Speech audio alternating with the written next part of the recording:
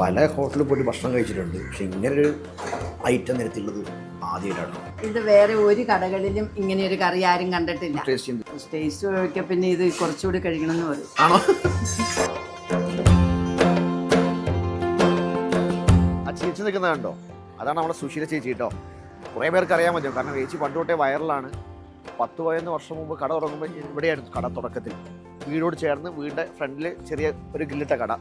അവിടുന്ന് ചേച്ചി ഇപ്പം കട നടത്തിയിട്ട് ആൾക്കാരെ ഭക്ഷണം കഴിപ്പിച്ച് ആൾക്കാരെ തൃപ്തിയാക്കി എടുത്തിട്ട് ചേച്ചി ഇപ്പോൾ അത്യാവശ്യം വലിയൊരു കടയിലേക്ക് മാറിയിട്ടുണ്ട്.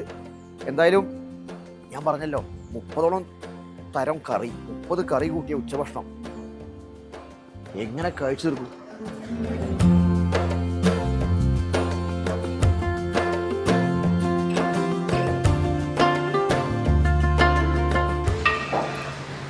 അമ്മോയ് തിരക്കിലാ? ഞാൻ തേങ്ങ നാളത്തേനുള്ളത് വറുത്ത് വെക്കുക. നാളത്തേക്കുള്ളതാ? ഇന്നത്തെ ദിവസം വറുത്ത് വെച്ചിങ്ങനെ നാളെ രാവിലെ 6 മണി ആകുമ്പോഴേക്കും കാപ്പി ആകണ്ടേ. രാവിലെ വറുത്തത് ഒരിക്കലും അരപ്പാക്കാൻ പറ്റത്തില്ല. ഇപ്പൊ എല്ലാ അടുപ്പിലാണോ കുക്കിങ്? പകുതി കൂട്ടം ഇവിടെ ഇറച്ചി, മീന്, സാമ്പാർ, അങ്ങനെയുള്ള കുറേ സാധനങ്ങൾ ഇവിടെ വെക്കും. ബാക്കി കുറച്ച് കറികൾ അപ്പുറത്തെ സ്റ്റൗവിൽ വെക്കും. കഞ്ഞി, വെള്ളം, കപ്പ എല്ലാം പുറത്തെ അടുപ്പിൽ വെക്കും. അല്ല, നമ്മള് തുടങ്ങിയിട്ട് ഇപ്പൊ എത്ര 10 വർഷമോ? 11.5 വർഷമായി. 11 വർഷമായി. അന്ന് 14 കറിയല്ല തുടങ്ങുന്നത്. ഇപ്പൊ എത്ര 30 ഇപ്പം 28 കറി, 30 കറി ഒക്കെ നേരെ ഇരട്ടിയായി. അടുത്ത വർഷം 50 ആക്കണം. 50 കറി ആക്കണം എന്ന് ആഗ്രഹമുണ്ട്, പക്ഷെ സാധനങ്ങളുടെ വില ഓർക്കുമ്പോൾ പറ്റുന്നില്ല. ഇതെന്താ അമ്മ? അത് ബീഫാണ്. അതിനിപ്പം നമ്മൾ എല്ലാം റെഡിയാക്കി വെച്ചു. ഇനിയിപ്പം സമയത്ത് നമ്മൾ അതിന്റെ അടുപ്പിലോട്ട് വെക്കില്ലേ, അപ്പൊ നല്ല ചൂടോട് കൂടിയിരിക്കും. ഇതങ്ങനെ വാട്ടുകപ്പയല്ല, ഇത് പച്ചക്കപ്പ എണ്ണയ്ക്കകത്തോട്ട് ഉരച്ചിടും. എണ്ണയിലോട്ട് ഉരച്ചിടുന്ന പറഞ്ഞാൽ ഇത് ആദ്യമേ ഉരച്ച് വെള്ളത്തിനകത്തിടണം. അപ്പൊ ഇതിന്റെ മക്കങ്ങ് പോകും. നല്ല ടേസ്റ്റ്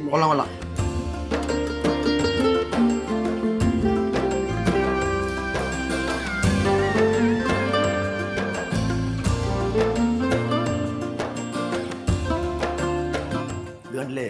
സദ്യക്ക് ഒരുക്കിയതുപോലെ ഒരുക്കി വെച്ചേക്കുക ഇത്രയും ഐറ്റങ്ങൾ. അപ്പൊ അമ്മ ഒരു അറ്റം തുടങ്ങല്ലേ നമുക്ക്? ഇത് സാമ്പാറാണ്. സാമ്പാർ.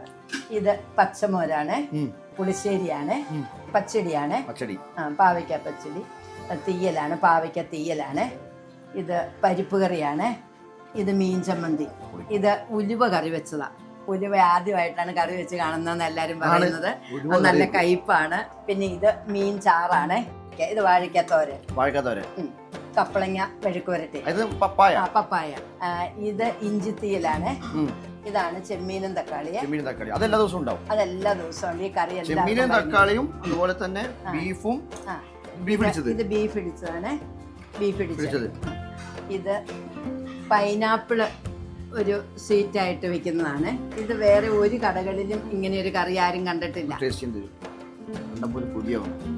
ഇത് കാണണം. ഇത് ഇങ്ങനെ കടയിലില്ലെങ്കിൽ പിന്നെ തേങ്ങ, പഞ്ചസാര, പൈനാപ്പിള്, ഇത് കൂട്ടി നോക്കാം. പിന്നെ ഇത് മാങ്ങാ ചമ്മന്തി. ഇത് പുതിനയിലയാണ്. പുതിനയിലയും തൈരും പച്ചമുളകും കൂടെ കൂട്ടി അരച്ചു വെക്കുന്നത്. ഇത് അവിയല് കണ്ടല്ലോ, അവിയല്. ചിക്കൻ തോരനാണ്. ഇതാണ് നമ്മുടെ പായസം. അതും ചെറിയ പായസം. ഇന്ന് അരിപ്പായസം, അരിയും ചെറുപയറും കൂടെ. ഇത് കപ്പയാണ്. ഇത് ശനിയും ഞായറും മസ്റ്റായിട്ടും കപ്പ കാണും. പിന്നെ ഇനി പപ്പടമുണ്ട്, ചോറുണ്ട്. ഇത്ര ഐറ്റം പോരെ? ഒരു കറിയും കൂടെ ഉണ്ട്. അത് ഇല്ലായിരുന്നു. ഇത് സമയമാകുന്നില്ലേ ഉള്ളപ്പോഴത്തേനും ഓരോന്നിങ്ങനെ ആയി വരുന്നില്ല. ഇല്ല. ടേസ്റ്റ് നോക്കിയാൽ പിന്നെ ഇത് കുറച്ചുകൂടി കഴിക്കണം എന്ന് പറയും. തീർന്നു. ഈ ചോറ് എത്ര റെഡിയാവും രാവിലെ? നേരത്തെ റെഡിയാക്കുവോ? ഒരു 10:30-11 കൂടി നമ്മുടെ എല്ലാ കറികളും ഏകദേശം പണി എല്ലാം തീരും. എന്തൊക്കെയാ അമ്മ മീൻ? മത്തിയോ? ചെമ്പല്ലിയുണ്ട്, അയലയുണ്ട്, മത്തിയുണ്ട്, സിലോപ്പിയ വരാനുണ്ട്. ഇപ്പം നമ്മൾ ഈ ചോറിന്റെ കൂടെ ഫ്രൈ കൊടുക്കുന്നുണ്ടോ? ഫ്രൈ നമ്മൾ സ്പെഷ്യലായിട്ടാണ് കൊടുക്കുന്നത്. Beef fry. ഇനി ചിക്കൻ വറുത്തരച്ച് കറി വെച്ചിട്ടുണ്ടെങ്കിൽ അത് വറുത്ത് കൊടുക്കുവാണെങ്കിൽ അത്, മീൻ വറുത്ത, മീൻ കറി, അതൊക്കെ സ്പെഷ്യലായിട്ടാണ്.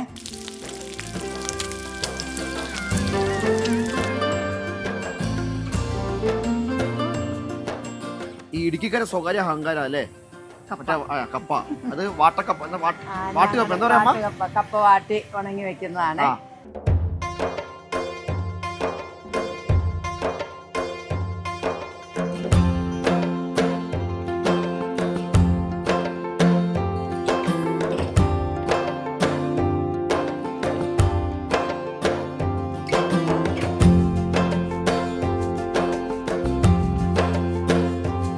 സിലോപ്പിയ, അയല, ആ. ഇപ്പൊ ഇത് രണ്ടു കൂട്ടം വറുത്ത് വാങ്ങിയത്. ഓ എന്താ വെച്ചോ അമ്മ എന്തായാലും വെച്ചോ അയല കുഴപ്പമില്ല. വെക്കാം, ഓ അയ വെച്ചോ.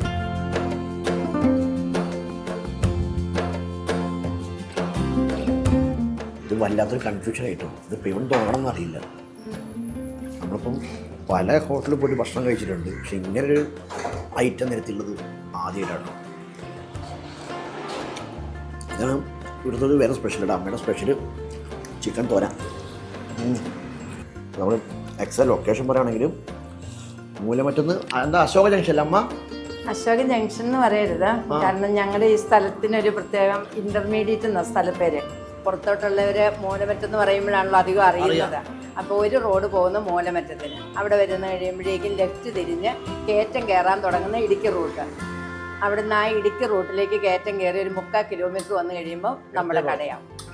സുശീല ചേച്ചിയുടെ സുശീല ചേച്ചിയുടെ നാടൻ ഭക്ഷണം. നാടൻ ഭക്ഷണശാല.